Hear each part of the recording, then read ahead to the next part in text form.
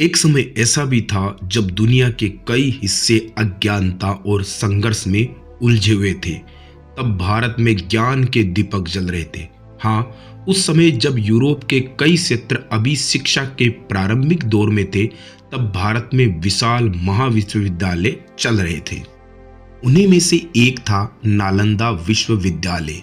5वीं शताब्दी में स्थापित यह सिर्फ एक विद्यालय नहीं, बल्कि पूरी दुनिया का ज्ञान का केंद्र था।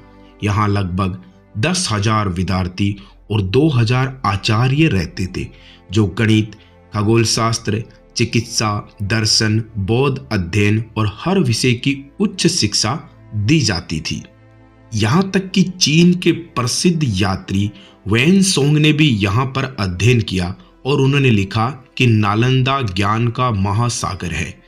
जरा सोचिए, जब दुनिया के कई हिस्सों में संगठित विश्वविद्यालय नहीं थे, तब भारत में प्रवेश परीक्षा होती थी और सिर्फ योग्य छात्रों को ही प्रवेश मिलता था।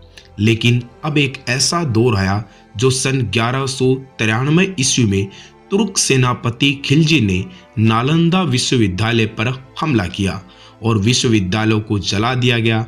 कहा जाता है कि इसकी विशाल लाइब्रेरी में धर्मगंज में इतनी पांडुलिपियां थी कि आग कई महीनों तक जलती रही।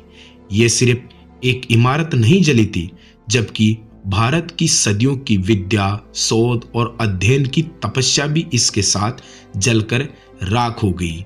लेकिन क्या ज्ञान कभी मिट सकता है?